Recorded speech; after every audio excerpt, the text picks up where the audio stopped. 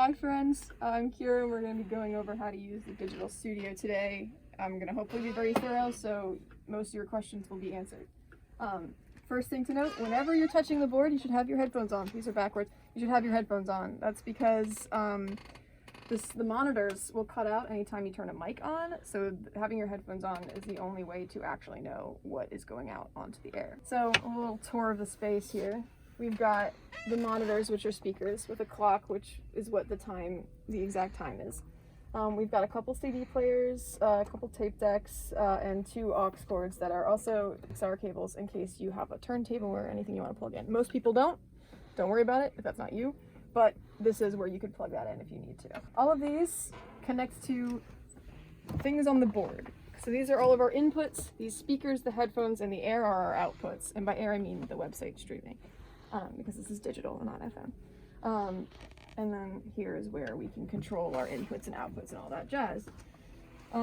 So, a couple things to note here. Here are our faders.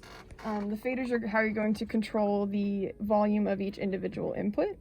And then that way, that's how it's going out onto the air.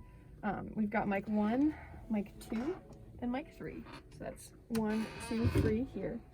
The phones, which are currently, at the time of this video, not working, so don't worry about it. We've got this PC fader, which corresponds to this computer. You can play your music from here, like on YouTube, Spotify, or the next input is aux 1, which is this aux cable, so you can plug in your phone, your laptop, if you'd like to do it that way. Then moving on, we've got aux 2, which is the second aux cord. If you're going to plug in your, turntable or something, you'd probably use the aux 2 input. Aux 3 is also shared with CD 1, so if you actually want to use a CD player, you'd go up here, you'd just give a little switch it to CD 1. So now this fader corresponds to the CD 1 input. Similarly here, if you wanted to use CD 2, switch it to CD 2, and now this corresponds to the CD 2 input. If you ever switch something past its preset setting, make sure you try and remember to put it back in the end so people don't get confused or concerned. Same here, we've got our tape deck. Here's our turntable, which is, you'll probably have to get specific training from our records manager to use these, just because people have broken them and ruined them in the past. But that is totally within access. You can use any of our records from the record library to use that once you get approved. And that is this fader. And then these are things that you will not have to worry about. So just don't worry about it. So now that we know what all these are, we're going to talk about the outputs. We've got the monitors, which are these speakers. This knob here controls the speaker volume. This is just what's happening in this room. It's not affecting the broadcast. The faders affect the broadcast, but this volume knob is just what we're hearing for our preference. The headphones here, this knob controls the volume for most of the headphones. Down right under this little desk here, this table part, each headphone has its own individual volume monitoring, so if you're freaking out because you're not hearing something in headphones, make sure that it's turned up here as well. I will say it's not as accurate or functional as it could be, so make sure you just check it if you're troubleshooting and things aren't sounding right. So these are the outputs that we work with, and then of course everything goes out onto the app. People have asked me this question before, but there's nothing you have to turn on to start broadcasting except for just turning on your inputs. There's not a thing to turn the board on. The board is always going to be on, so anytime something's playing and the fader is up, it's actually going out onto the air, which is why we've got to be careful with how we leave things. So let's go over how to actually work the board. I'm going to put on the headphones, except I need to hear what's happening. So first step would be to put on your headphones. You gotta position the mic. You want to be close enough to it that you're getting a solid signal out at it. You don't want to be all up on it so it sounds bad, but it's good to start with a good volume and then you can make it louder as you have to. But the best thing with all of these is to make sure your input value before you touch the board is at a good level or a high level. So if you're going from the PC, you want to make sure the PC's volume here is all the way up so that the signal is as clear as it can be. Same with your laptop. That's a problem a lot of people, especially with Macs, have, is that they'll plug in the Mac and it'll be like, oh, it's too loud for your headphones, it must be quieter, and it'll turn it down. So if you're like, oh my gosh, I've got the fader all the way up and it doesn't sound loud enough, make sure you check your input volume.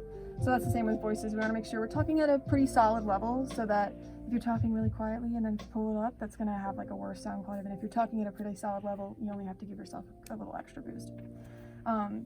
So the way the faders work is that in order to do things, you will have to press the buttons and fade things. So we're going to turn all these things off to start. And you'll notice that all of these have this cue light, except for this one, which is broken, but it should have one.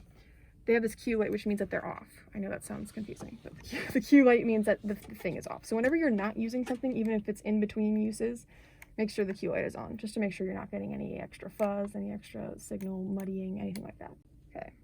To use the faders, you turn on the input that you want to turn on, which is the red button, and then you would fade up the fader to 0. Most inputs actually glow red when you turn them on. Unfortunately, the PC one doesn't, so make sure you give it a couple goes to try out. But red is on and orange is off. You always turn it on, then fade up, and then when you're turning it down, you fade down, and then you turn it off. So the reasons we go to 0 is because when we are playing stuff on air, this is a good example. What's happening right now is this little light is going off, and that means it's clipping, which means the signal is like getting messed up because it's too loud.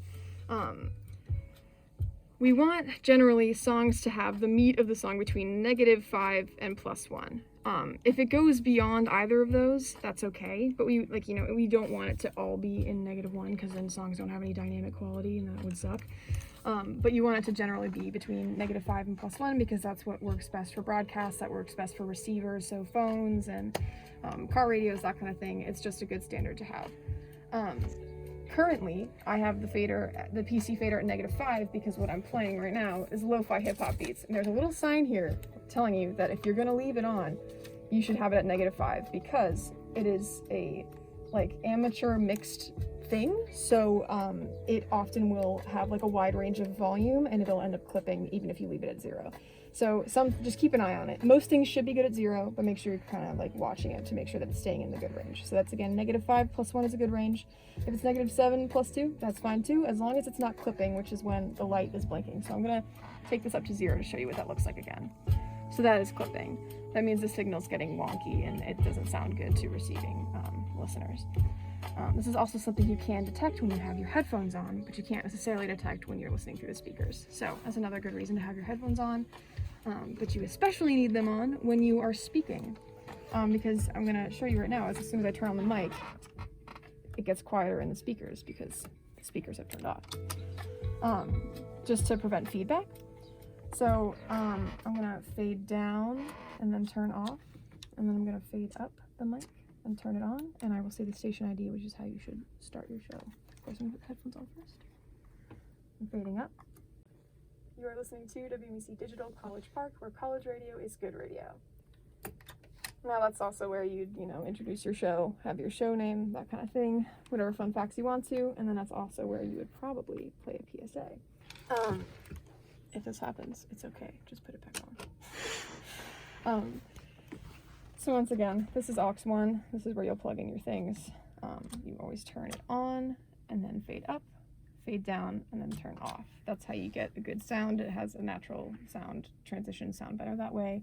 If you'd like to get fancy with it and you've got your song playing and you want to start talking, you can do what's called a crossfade, which is where you'll make sure both of your inputs are on.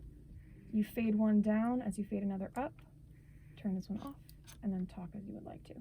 That's a fun, smooth transition to do, but it is not required, but it is recommended. It makes things sound cleaner, makes them sound nicer. There are a couple other buttons here that may be confusing, but they also may be helpful. So the only ones you really have to worry about right now, everything is set to program, and we're looking at these program needles. Program means whatever is playing in a program channel. If it's set to program, that means it's going out to the air. That's what program means. It's going out to the air. So looking at these needles is monitoring what's actually happening on the air. If, however, you wanted to test something out and you wanted to test your mic levels while a song is playing before you want to actually use them on air, you could switch it to the audition channel, but you'd have to turn this one off. Switch to audition channel. And now I can talk into the mic and I can, try things out, and it's going on the audition needles, but it's not going out onto the air, so I can practice things without people hearing it.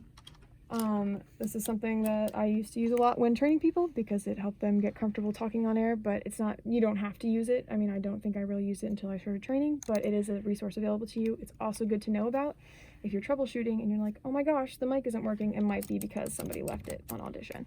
So that's something to look out for if you are finding problems. And again, if you use Audition, make sure you put it back to program so people don't get confused. But similarly, if you want to hear what it sounds like, if you want to test what is going on in your Audition channel, in your headphones, you would switch the headphone to Audition. So now you're hearing whatever is on the Audition track. And you can have as many things as you want on Audition. Put it back and done. Or if you wanted to try it on the speakers, you could do that as well. But I often don't do that. So that's just what the Audition channel is. It's something that you probably won't have to use, but it's good to know about. So now we can get into a little bit of the website and how to use it.